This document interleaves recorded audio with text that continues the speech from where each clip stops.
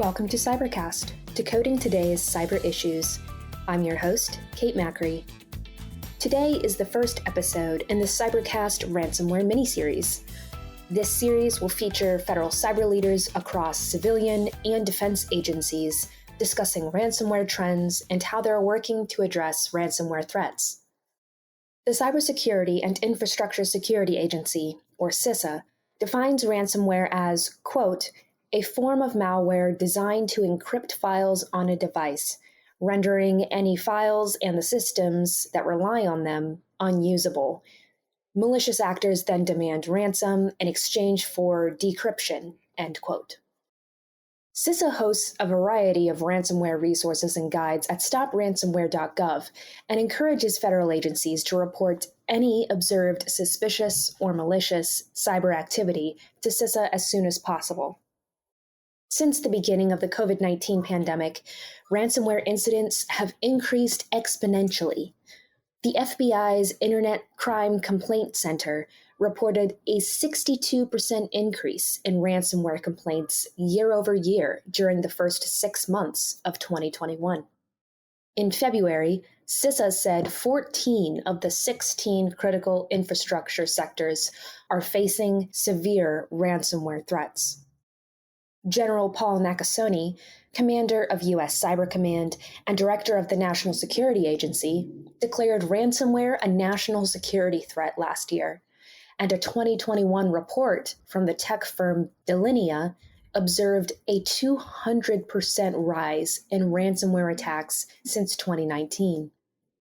To further help federal agencies and industry combat the ransomware threat, CISA launched the Joint Cyber Defense Collaborative, or JCDC, in August 2021 to facilitate information sharing around cyber threats and help organizations learn how to address them. Needless to say, there's a lot happening with ransomware right now, and there are a lot of great cyber leaders helping to fight back against malicious cyber actors and cyber criminals. Our first interview in the CyberCast Ransomware Miniseries is with Joshua Black, Director of the Defense Department's Cybercrime Center, or DC3. Black also leads DC3's contributions to the Defense Criminal Investigative Organizations and Military Department Counterintelligence Organizations.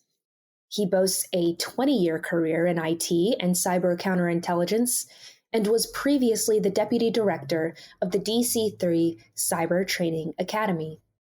Keep listening to learn more about DC3 and Black's priorities for addressing ransomware threats to the defense industrial base.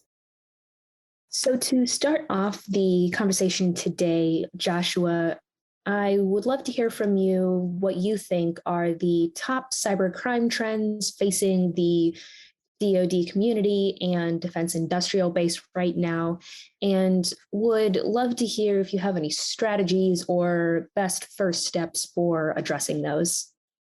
Okay, thanks.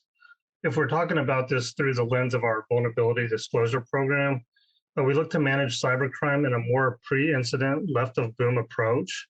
However, in respect to our Operations Enablement Directorate and DIB sharing program, ransomware continues to be a trending cybercrime activity. The top two trends impacting the DIB are ransomware and phishing. And in the first quarter of calendar year 22, 75% of the phishing attacks reported from the DIB were connected to reconnaissance. The best first steps in cyber defense is always to understand, exercise good hygiene and business security. We, alongside our partners at FBI, NSA, CISA, CIO, and others, we continue to stress the value of programs like BDPs, adherence to the CMMC requirements, cybersecurity training opportunities, and overall safe, proactive protection of cyber domains. Can you discuss the role of cyber analytics and the cyber analytics you provide to DOD? Various directorates within DC3 provide analytical and operational feedback to our wider DoD counterparts and programmatic leaders. These include anything from the information intelligence reports supplied to our IC partners by our Operations Enablement Group to the DIB threat advisories supplied to the CIO by our DIB sharing program called DICE. What kind of cyber training do you provide? And have you seen this make an impact on the federal cybersecurity workforce shortage? In regards to cyber training, DC3 does house the DC3 Cyber Training Academy. His mission is to design, develop, and deliver cyber training to DoD personnel. His duties might include securing the information systems, counterintelligence, and criminal activities. While OSD would be better suited to comment on kind of the total cyber workforce growth within the DoD, we can say that as DC3's CTA continues to train thousands of members of the cyber workforce annually, we see a more resilient and prepared DoD community in response to the cyber threat incidents and subsequent mitigations. How has the expansion of the DoD VDP program improved DoD and DIB cybersecurity as a whole? And are you able to talk about the timeline in which members of DoD and the DIB are required to report vulnerabilities when they're found? The January 2021 scope expansion by the Deputy Secretary of Defense authorized the DoD Vulnerability Disclosure Program to expand the defense in-depth layer from websites only to all publicly accessible DoD information systems to include industrial control systems, mobile devices, and networks, which significantly reduces the attack surface. Vulnerability reporting through the VDP is separate from the mandatory cyber incident reporting that goes to DICE. Critical and high vulnerabilities are required to be mitigated in 7 days.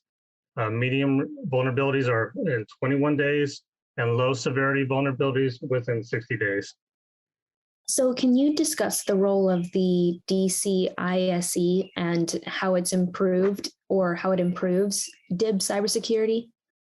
Yes, DICE executes the DIB cybersecurity program. And just to break that out, so DICE is the Defense Industrial Base Collaborative Information Sharing Environment.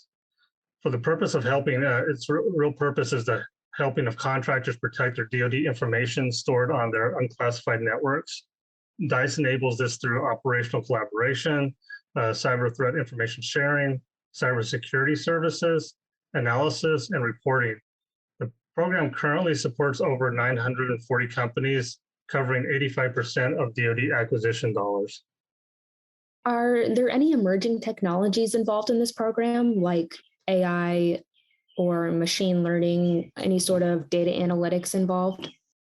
We won't comment on the specific technologies we use, other than to say that those technologies enable us in 2021 to deliver over 62,000 actionable, relevant, timely indicators of compromise. How does OED work with CROWS, Army military intelligence, US Cybercom, DCSA, the FBI, and NCIJTF to address cybercrime threats? And are you able to provide some examples of how you've worked together to address incidents of cybercrimes, especially within the DIB? OED provides DC3 reporting to such as intelligence information reports and cyber intelligence reports derived from various sources on cyber criminal activity to the mentioned agencies you mentioned. OED analysts also participate in the whole of government ransomware working group with NCIJTF, and OED has its own ransomware focus group that meets monthly with other stakeholders, cyber analysts.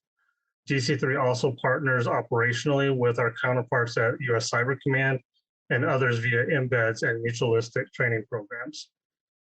Well, I don't think I have any more specific questions then for you at the moment, unless you wanted to provide a brief overview of DC3 and how it serves the DIB and DoD in general.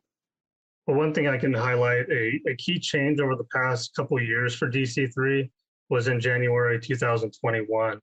DC3 became a field operating agency, which aligned DC3 as a separate agency under the Inspector General of the Air Force.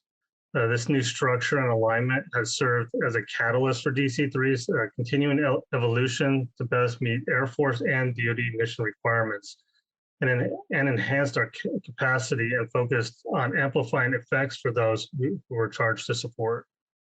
Yeah, so unless there was anything else that you wanted to add or anything else you could provide detail on, then I think we should be all set.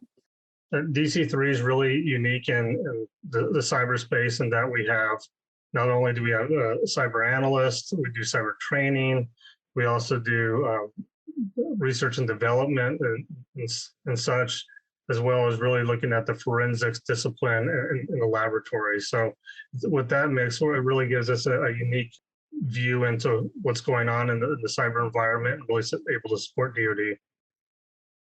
Ransomware is one of the most severe threats facing federal agencies, their partners, and their vendors, and the defense industrial base.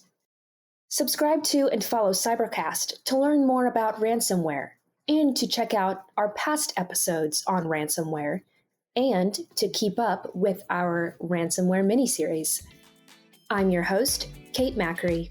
Thank you for listening. CyberCast, along with GovCast and HealthCast, is a production of GovCIO Media and Research. For more podcasts and to check out the other shows, head to govciomedia.com. Watch out for new episodes released every Tuesday and Wednesday across our shows. You can follow all of them in your favorite podcast platform, and if you like what you heard, make sure to let us know by leaving a review. And if you have any topics you think we should look into, contact us at newsletter@gcio.com.